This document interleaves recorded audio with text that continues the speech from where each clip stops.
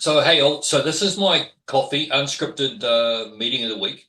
Goes through what I've been thinking of last week, what I've been doing, and working on different concepts, different clients, different work. So, and here's an interesting one because I put a video up last week on YouTube about the difference between SEO and Google AdWords. Which one should you focus on?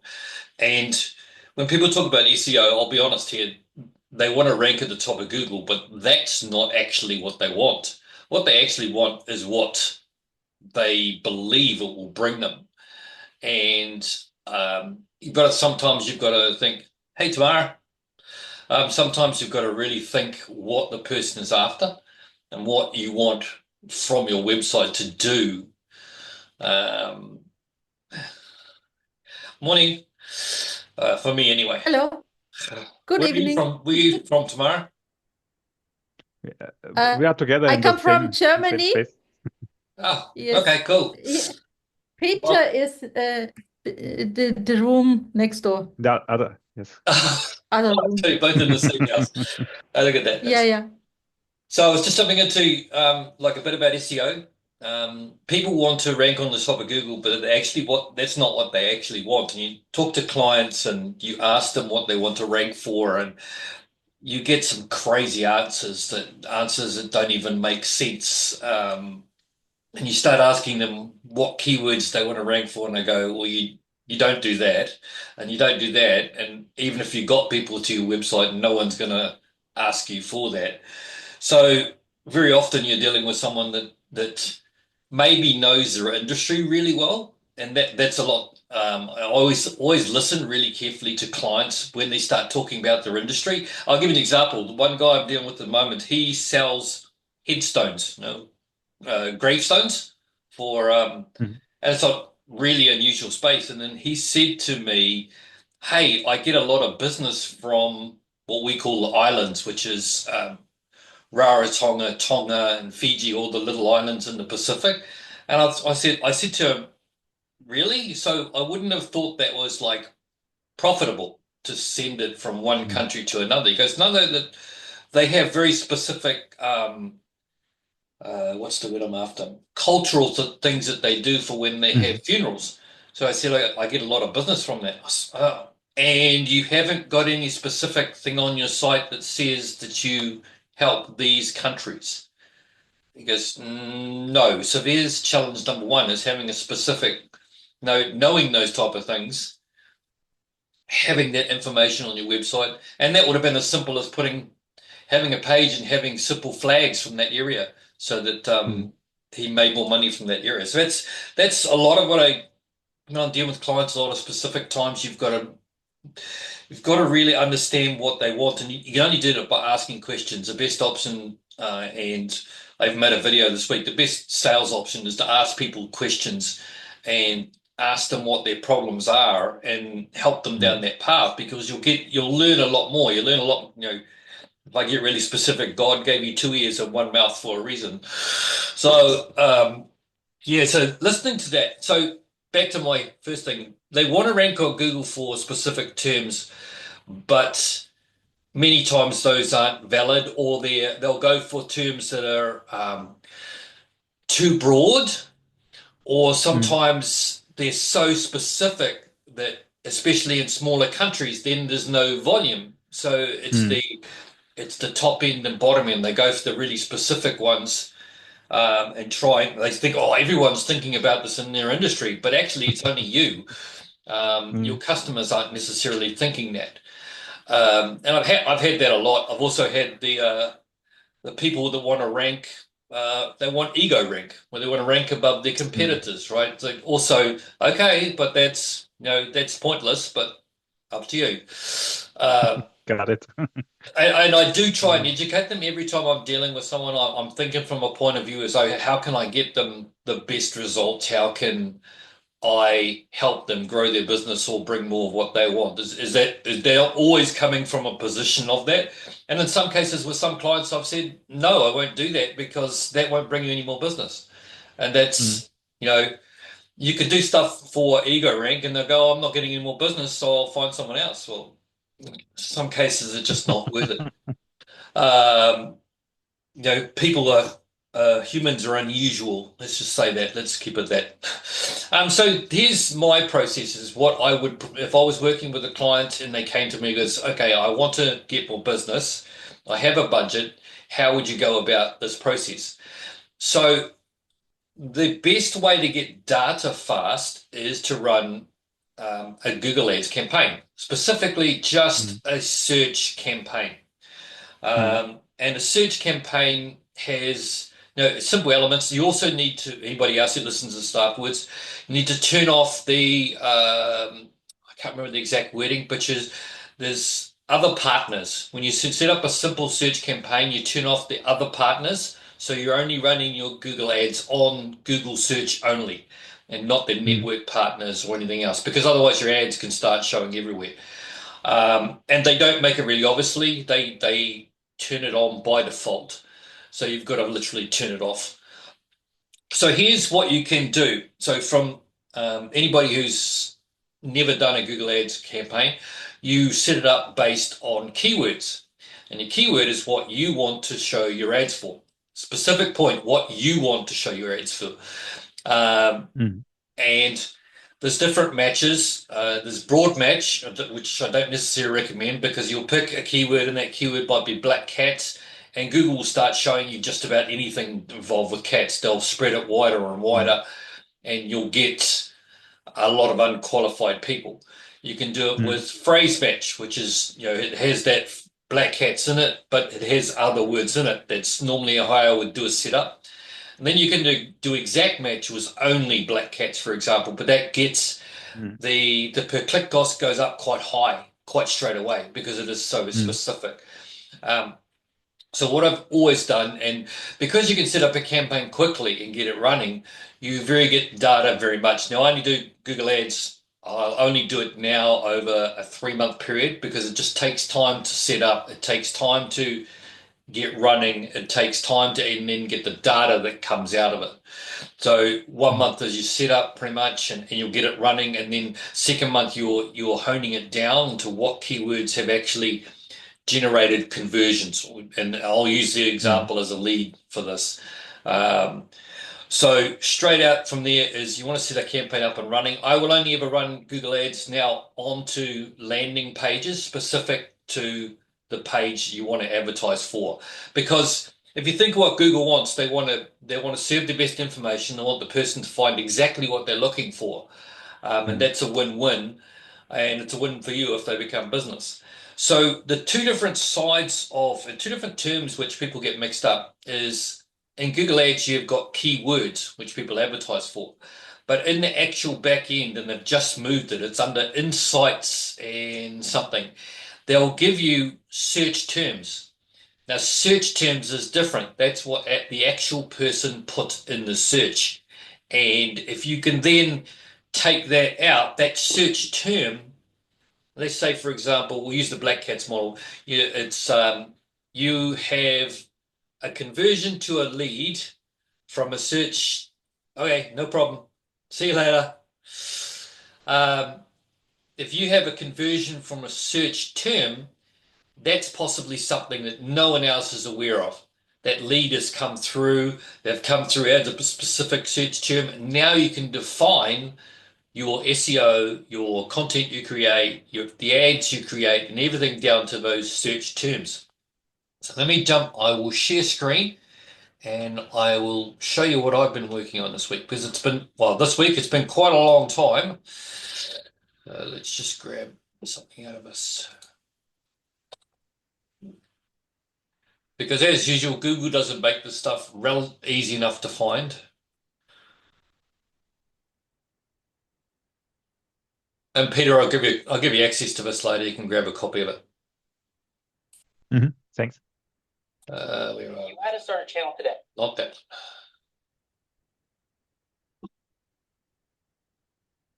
Right, let's hit the share screen.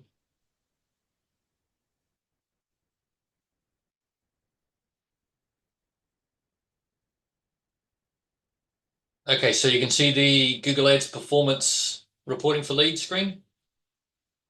Yep, cool. So this is something I've been working on for quite a while. I couldn't find a way of easily getting out the data from Google Ads. And so this is only for Google Ads. So literally it will go in, it will grab the search term, and it took me a while to sort out some of these numbers to get it working correctly too. So this is a Google Data Studio sheet. They're relatively easy to make, and they're great for giving clients or giving people, what their money was spent on Google Ads.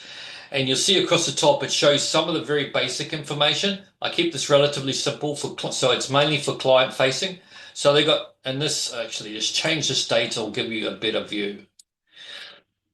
This particular client, let's go back. What happened is they made adjustments to their website and they lost all their data, as in they lost all their previous data. Let's go back to 2023. We picked to January.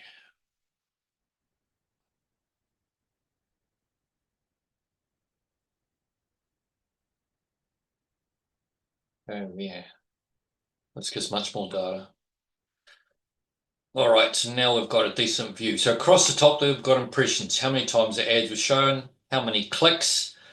How many CTR means how many ads were shown relative to those people who actually clicked on it. 7.4 is quite that's quite high. Total conversions 144. Cost per conversion is $100. So here's what a client's going to look at, right? Okay, what did it actually cost me to get a conversion? And conversion in this case is a lead. And then does that number at the end there make sense for my business, whatever the business is? So let's just jump down here. So search term is headstones Auckland. It's a specific company in Auckland which is focused on headstones. It got 5.67 because you can get fractional conversions because of they could come in several different ways. The conversion rate here is 0.78, which is a little bit low, but the cost per lead $72 from 700 clicks, and it's probably relative work. So go down here further. This one here is this one here. This one here will be turned into a negative because the cost per lead was $380. And most of the gravestones cost about $700, somewhere around that. So this is not really workable. And also, you notice here the conversion rate's really low as well. Let's just see if I can hit this. Will it change this for me? Yep. So this has got it'll now it reassess the column by the highest conversion rate. This will also get down. Let's see if I can scroll down a bit. Now we're getting down here to what it actually matters. 7% conversion rate.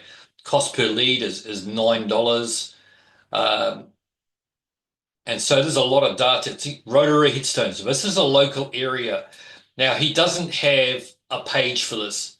So that's converting as it is. So now I'll be saying, okay, you need to have a specific ad page set up for Rotorua headstones. It's a tourist area with hot pools and that sort of thing. It's also very cultural. So there's benefit on there because of that data that's coming through. Then we'll set up another ad campaign that's focused on those keywords as well because we've already got proven data out of it. With some of these others, it will automatically negative them because you would have thought cheap memorials will be a term that you want to go after, but we'll put those down.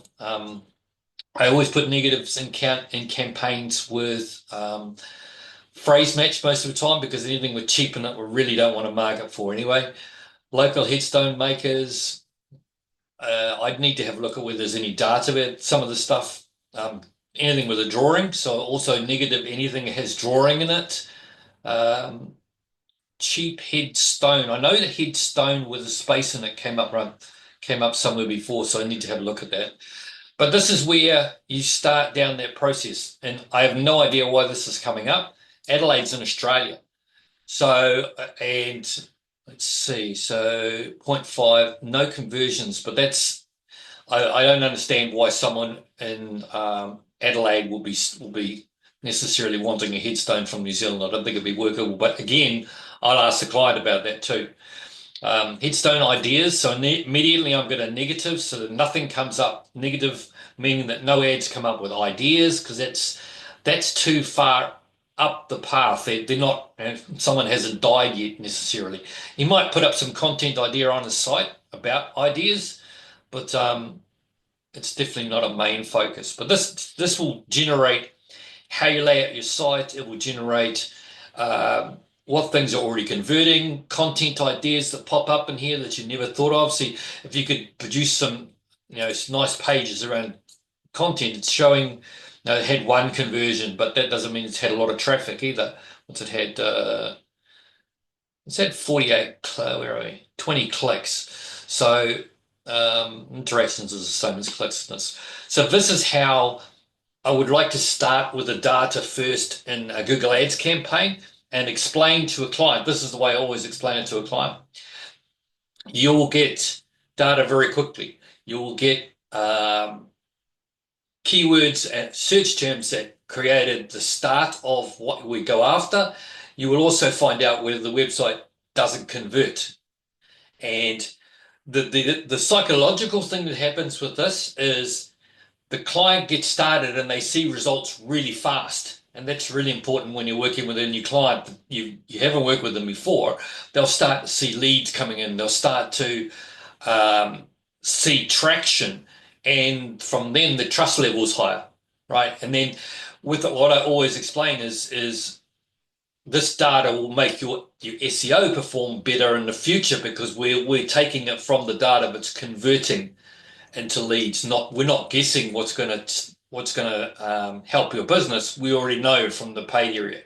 And some businesses will be hesitant. That comes down to the working with the right clients. I've got a couple of people at the moment, and they're just going for it because they know their business value or the cost of their product is quite high. One's an architect. He's a kitchen remodeler, so he knows that one new client is worth $20,000. You don't go after clients, or you don't work with clients. Their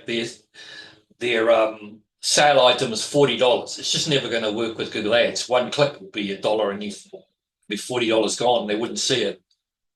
So working with the right businesses that can do out of this as well, that see. And also, if you have that option for people who are most likely going to get repeat business. So if someone's had their bathroom remodeled and they're happy with how it's done, they're quite likely to get their kitchen done because they've already had an experience with this person, and that's brought them in. So in some cases, you might pay higher on the front end to know what you're going to get on the back end. But it's always a bit of an iffy thing. Some people will buy again. Some people will never be happy. It's dealing with the customer, right? In some cases. And that's called lifetime value. So if the company knows what their lifetime value, or how many people turn into lifetime customers, then there's something to discuss then. And you discuss that in the front end, and coming in, and you use all the discussions I've put here. If you're dealing with any type of client, start asking them sort of what's a customer worth for them. If they're running Google Ads, here's a simple question I ask: what did you get out of it? How much did you spend last month? You spent $300, because I've had these conversations all the time. I've spent $500 and I have no idea what I've got for it. That's why I will only run landing pages for Google Ads. And this can define, it can define what content to create. It can define what articles you should write about, all those type of things. One thing for you, Peter, specifically in the SEO space, we're noticing that a lot of websites, particularly, even if they have good content, the content is falling off and becoming unlisted. And my theory of that is it's in the AI space, it's very easy to create a lot of content and create it quickly. So Google is trying to only show the stuff that they see as good quality, and everyone gets caught with it. Simply put, that articles or pages would just get de-indexed, and you've got to go into Google Search Console and resubmit them. And that process, you've got to go in there, you've got to find the pages that are dropped, you've got to re-index in them. And if it's a big site, it might happen in a couple of days. If it's a small site, you might be a couple of weeks, and you might have to do it 2 or 3 more times just to get those pages back indexed. I always, if I've got content pages which aren't necessarily focused on converting the lead, I will always interlink them to similar pages within the site. Keeping in mind, I've seen SEO people do this wrong. They'll do pages that are designed that are in the sales process, and they'll start linking off to these content pages. That's when SEO person doesn't understand business, right? This person's about to buy. You don't go and show them on the best prices because you've already seen them. They're going down this path. It's like it's crazy what some pure SEO people do. It's, I'm here to buy. Go and show me an article of something else. What's the point here? So that's when you get technical people that don't understand business. It really is. Okay, rave over. Right. But that's what I always try and do is show that there are themed groups. And there was a term called siloing a few years ago, which is a good general concept. If a person is generally interested in one type of article, then they're generally probably looking at another. But I always, one thing before I forget, if you're going to have a blog, have it linked. Let's say, for example, it's a plumbing site. Put the blog down the bottom of the site. Don't let customers come in the front. And so what happens is they'll come in the front and they'll see a range of links and they go, oh, look at this. And they go off in the blog. I've seen the data. They come off the blog and then they disappear. If they want to find out more, they'll dig down to the bottom. There's a good one for you, Peter, to have a look at StoryBrand and the way they focused. Yeah, it's really good the way they think. They're a good process of business. Love it. Yeah. Yes. So anyway, so what we've done here is we've started off with, should we do SEO? We've gone, okay, keywords we think we should go after. We've gone search terms, which is what the person has actually put in a keyword campaign. And we can come back to this with content we can create, landing pages that we need to create, and where the content model should go. If it's a big company, what content they should create. I always look at if they're a big company and they've got a lot of content and you can start looking at where they've got pages ranking and the pages are coming through on a search term, then start working on those pages which are my thought is if they're halfway up a mountain, then let's help Google push them up. I see people trying to create new content when they've got existing content which is halfway there. Google's already said that that's what they like. Let's work on that part, not try and create another page that's specifically designed for Google. Google's not dumb. They're realizing what you're trying to put up there, and you can get a lot more traction with previous pages that have already been put up. Even if they're sitting at 30, 40, 50, 60, those are the pages are the ones you need to focus on. Have I got my keyword open? I've got a tool as well I've been using recently. No, I haven't got it open. I'll find it up. I think it's keyword.com. No, keyword tool, that's another one, though. I'll explain that one. Linked articles. Let's have a look here. Can you still see my screen? Yeah, you can. So keyword.com, this is really interesting. So I was having a little watch on other websites. This is at free level. So I was watching, here's the concept is, could I put content up on LinkedIn and would that rank as a way of like a lead into the site? So I did I've got a couple of things I'm following here. There's the search for them. So these where they're ranking, is SEO worth it? And there's an article on LinkedIn, which is already working up there. It's at number 9. Is SEO worth it for small business? It's already on there. It's at 25 and it's, it's that article. It shows me different things. So I was testing the water out to see whether this makes sense, and it definitely does work. I haven't put up any content yet, but these are long articles that have been put on LinkedIn. And for anything business related, the links don't give you the value because they don't pass any value. But if you can use this as like a bridge page to get to linking where you are, it's another source of traffic. It's another way of doing things. While I bring up the other one, Keyword Hero, which I put up before, since I brought it up, I'll bring that one up as well. I have this in the training already, but I'll bring this up as well. Oh, it's expired. That's interesting. Okay, oh, might be is it IO?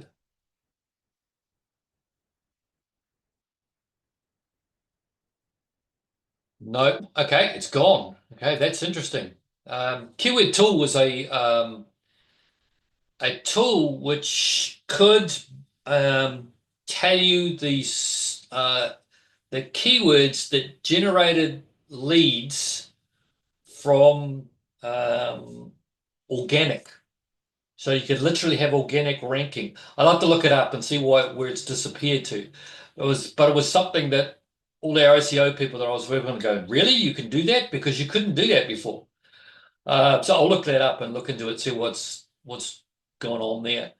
Uh, but yeah, hey Peter, have you got any questions or anything you want to cover, want to jump into today? I'm open. No question, but exciting. Yeah, Awesome it tool. is. I Yeah, think yeah. SEO is a patience game. Very much Mm, so. I've pushed back on clients at different times that they want to generate a whole lot of links quickly. mm, It doesn't work. It creates risk. I've done a lot of backlinking in the past, and mm, what I'm actually seeing now, I don't think I've shared this with anybody yet. I don't think so. No. No, in the past, if you wanted your website to rank for black cats, then you created mm, links to your site that had black cats of a text. Bang, your website mm, would go up. I'm seeing now in the last test I've done, it's about a month ago, Google doesn't need you to describe where it's going. It just needs a link that it follows. You don't need the text in there. And in one test we did, on a business to business site, instead of I knew the links were going to get indexed, the links were getting indexed and the actual ranking dropped because you were telling Google, and I think it's a backlash to guest posting and those sort of services are floating around. That's my thought. And the thought that Google was not where it was 10 years ago, and they understand a lot of people have been doing that, so they're you won't get punished as such. So they basically sort of downgrade you is the best way of putting it mm, because they see what you're trying to do. Um, One other thing I have seen really interesting is creating tools to create those links in. I'll, mm. I'll show you one I've played with. Uh, so I don't have any. What's up with that? Always interesting when you get on live calls. No, I'll do it this way. I've got something wrong with that site. So I don't have any programming school. The most programming school I have is I know how to make text bold, and that's about it. Not much more than that Mm, from an HTML. But with Claude, I was able to ask it. So actually, I've got my examples down here. Ask it to create the code that I wanted for a form in JavaScript. I've got no mm, programming skill. I have no idea what was in it, but it created that for me. And I also got it. This one's still down here. Oh yeah, here it is. It also created. I wanted a Facebook share button that I didn't need to use it on a third-party site, so I just got it to create it for me. And if there's anything I didn't understand here, I got it to explain it to me as well. And it tells you all the steps of what to do with it. And if you can upload an image to your hosting, you've got all the knowledge you want it to do. So mm, that is exciting because I've seen a lot of case studies and processes where if you can create a tool or something that's on your site and then promote that tool, people will start linking to it anyway, and that's what Google wants. So, forms. That's why banks and that do so well with their interest rate calculators and that sort of thing. That's why, mm, and they've got age on their side, obviously, but interest rate calculators and all those sort of tools. You do have to do it with value in mind. There was also a case study with Ahrefs in Google and mm, YouTube. Ahrefs case study that they went through this process as well, and that's really a good watch. And they went and created something like this. and they walk through the process of how they did it. So this is playing the long game for the SEO. If you're dealing with any clients and they want to play the long game, this is how you beat your competitors. But it isn't going to happen overnight. But creating that extra value, creating the process where someone has something on the website which is really valuable. And you can do this. I'm at a free level with this tool, so you don't necessarily have to pay for it. And it's super useful. But that's where AI is going.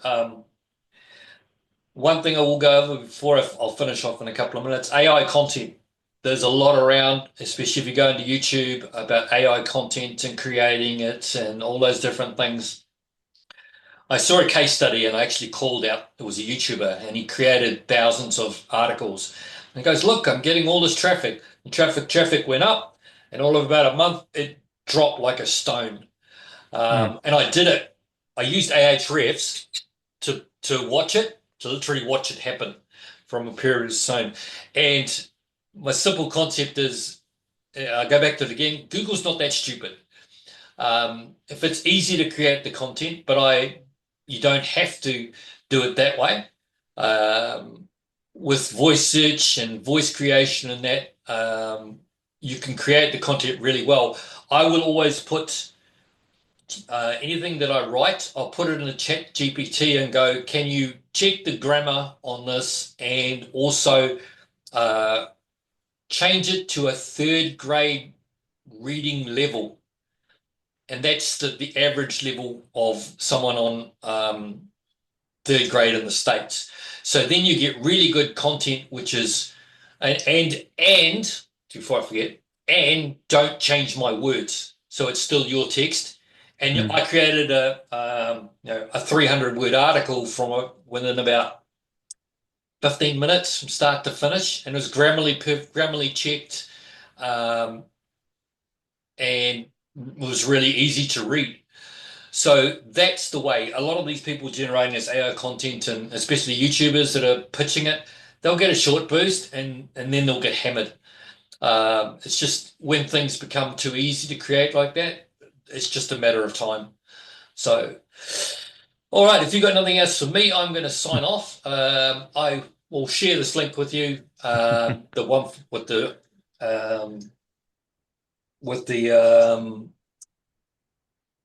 Data Studio.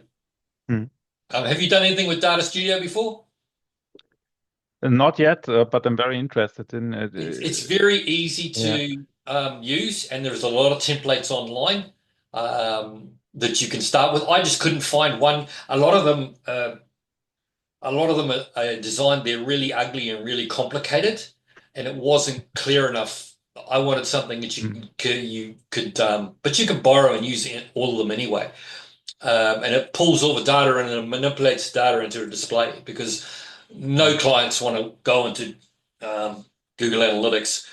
Be honest, I don't in GA4, I don't want to go in there very much, to be honest. They don't care. You have to cut it to the point.